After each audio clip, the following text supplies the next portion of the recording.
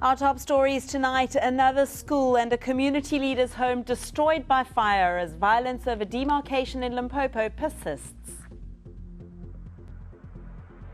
Moodys maintains South Africa's Baa2 rating with an adjusted outlook of stable to negative. This is eNews Direct, a weekend edition. Good evening. You can comment on any of our stories by following us on Facebook and Twitter at eNews Direct. Or you can check our content on our website, eNCA.com/direct. A Limpopo community leader's home has been destroyed in an alleged arson attack. The owner says his property was targeted because of his beliefs. Another school in the province was torched on Saturday, bringing to 24 the number of schools damaged by Vuwami residents protesting against municipal boundaries. But the demonstrations have also exposed deeply ingrained tribalism. Limpopo's demarcation protests seem to have taken a different turn. This is a house in Bungeni, an area also affected by the planned rezoning of Malamulele and Vuwani. It belongs to a community leader, and early on Saturday morning, it was burning. It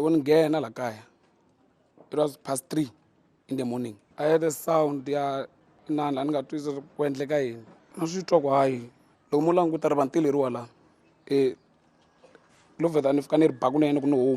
Shivuri has been very vocal, speaking out against tribalism, especially to the Xitsonga-speaking people in the area. Many say Vuwani residents, predominantly Tshivenda speakers, don't want to be part of the Xitsonga-dominated Malamulele municipality. It's unclear who torched Shivuri's house. They came to me straight. Bavi, stop that thing you are telling people. One resident agrees with Shivuri that there are people in the area who support tribalism. That those who are informally talking that we don't like vendors, some they're saying we don't like Shanga, so those dark forces can manifest themselves. Then you can find things like this happening. The young man says the protests are getting personal, but this won't stop him from calling for an end to tribalism, despite the fact that it almost cost him his life. Zikhona Tshona, Njaga village in Bungeni. National Treasury has welcomed ratings agency Moody's decision to keep the country's credit rating at 2 grades above junk status. Although the ratings agency has adjusted the outlook from stable to negative, it says it believes South Africa is at a turning point after several years of falling growth. South Africa was fearing the worst when Moody's placed the country under review in March. Being downgraded to junk status would mean borrowing would cost government more and the rand would further weaken. On Friday, Moody's announced it was maintaining the country's Baa2 rating with a negative outlook. Retaining the rating on South Africa 2 notches above sub-investment grade for our foreign currency debt is a very positive development indeed, especially in the face of a world economy that's not doing very well, as we discovered a few weeks ago. In March, Finance Minister Pravin Gordhan went on a global roadshow with business leaders, marketing the country to potential investors. Treasury believes these efforts are now paying off, with more work still to be done. This buys us time. This says to South Africans, get on with the work. What you are saying offers a promise, but now walk the talk. Moodys acknowledged that some concerns are now receding. Power supplies are more reliable. The drought appears to be nearing its end, and fewer days are being lost to industrial action. The rating agency did warn that a downgrade could be triggered if government delayed policy reforms or if economic growth stalled. Government has set aside close to 3 billion rand over the next 3 years to train artisans to fix water leaks. It's estimated that between 20 and 30% of South Africa's water is lost due to leaks. This is the face of government's war on leaks. 3,000 young artisans have been dispatched by the Water and Sanitation Department to training centres countrywide. South Africa is losing 7 billion rands worth of water per annum. It's lots of money. And we're losing that because of infrastructure that is not well maintained. We're losing that because of illegal connections. We're losing that because of unaccounted water. The trainees won't just learn about fixing and laying water pipes, they'll also learn about electricity and measurement. They'll spend 6 months here in the program, and the goal is that at the end of it, they'll emerge as well-rounded artisans. Job placements will follow, where they'll be mentored by qualified artisans. Government says it will absorb a number of the new recruits, but will also expect suppliers to take on trainees.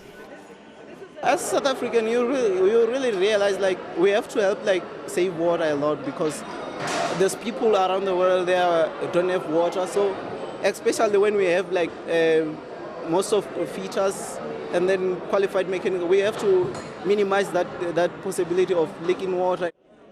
Government is hoping some of the trainees will go on to start their own businesses and boost economic transformation in the country. Teresa Taylor, Emma Lachlani.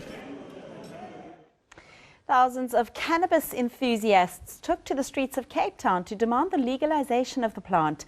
The protest was one of a series of marches around the world in support of the global cannabis campaign. The group says government needs to fast-track debates that could lead to the legalization of the drug. A high turnout for the fight to legalize marijuana. Pro-Dagga supporters holding placards in support of the global cannabis campaign, highlighting their desire for the drug to be legalized in South Africa. The smell of Dagga hung in the air as the crowd marched through the city streets, with many participants rolling and smoking what appeared to be the recreational drug.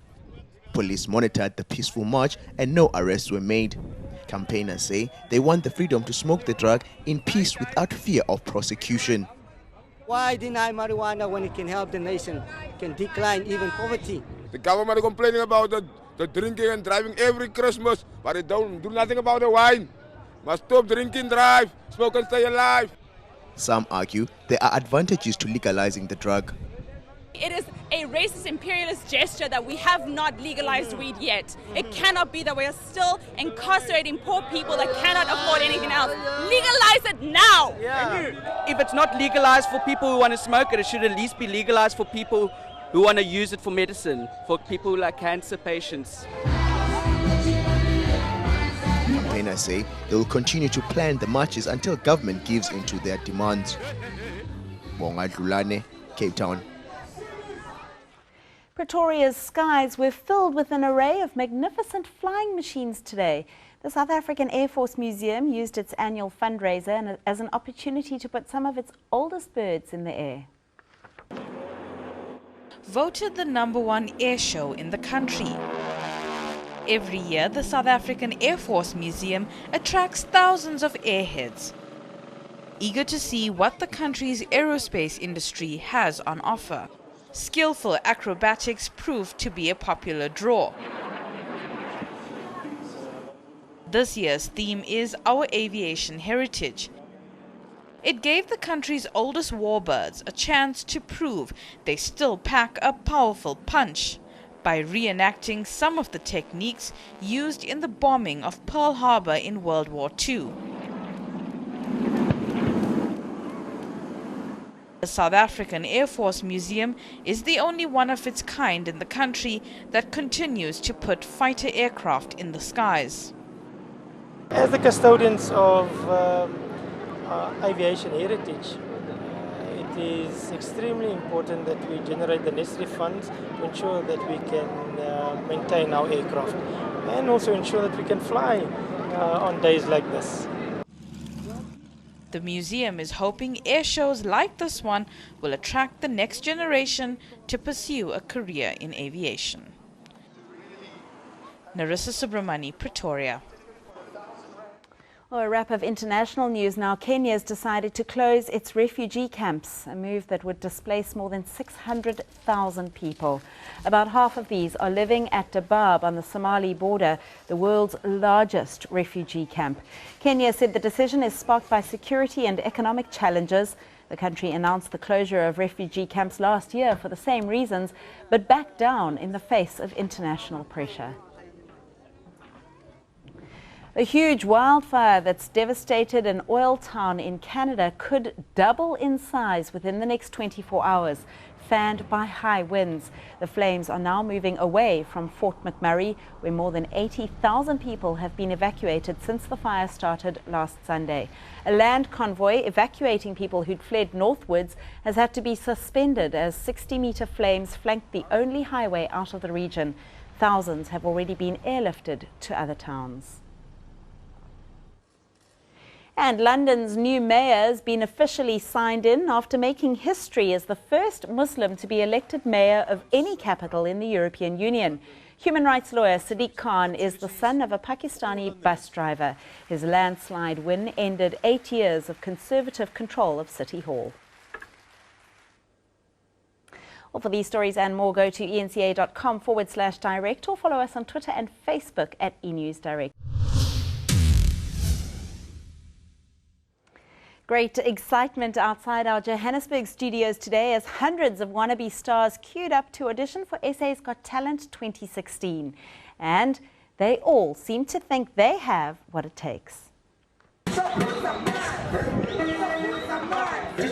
Beats and harmonies are in the air as hundreds swarm to ETV studios in Hyde Park, Johannesburg.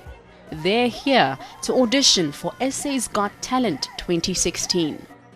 My name is Zoe Ndlovu. I am 12 years old. I'm here to showcase my singing abilities as a songwriter and a singer. Queues are snaked around this busy street from early morning. Some of the hopefuls even spending the night, making sure they get their chance to show what they can do. We slept very well. It was flipping cold. It was very, very cold. But we're here, we're having fun. We're doing traditional music. isiZulu! Yeah! I woke up very, very early to get here.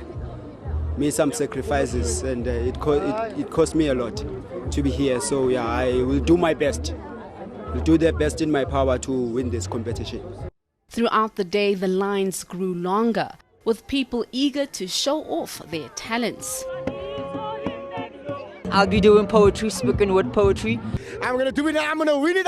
You see all this guy here behind me? Now in its 7th season, SA's Got Talent auditions continue throughout the weekend. Well, that's your entertainment for tonight. After the break, Candice with your weather.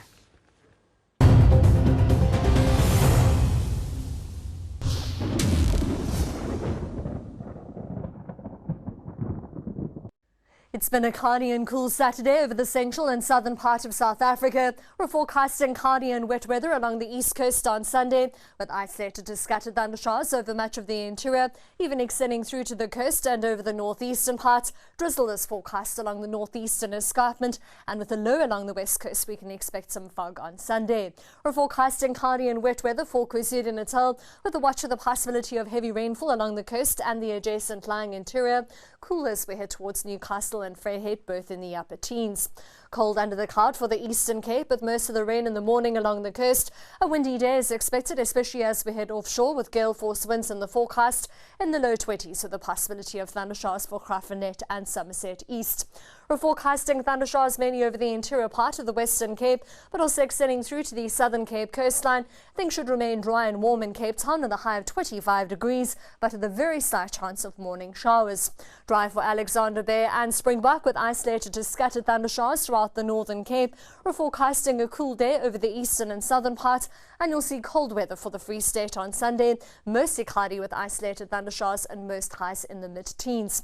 A few morning showers are expected for Mahikeng at 21 degrees, with a predominantly dry and mostly cloudy day for the rest of the province.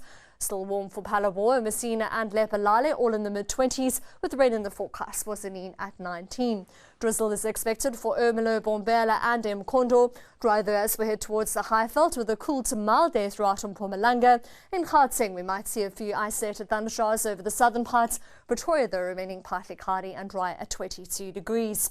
On Monday, we're still forecasting thundershowers over the central, western and southern part of South Africa. Morning showers are forecast for Cape Town with rain extending through to the eastern parts. Temperatures still remain quite cool across the country on Tuesday, with thundershowers extending from Kimberley all the way through to the eastern Cape coastline. That's all from the Weather Centre for now. Enjoy the rest of your weekend.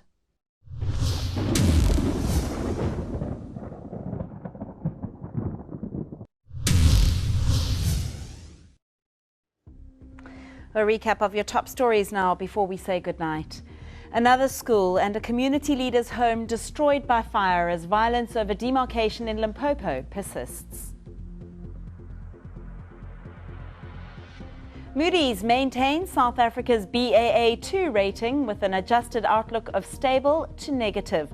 The decision's been welcomed by the National Treasury. Well, that is a wrap from the eNews Direct team for tonight.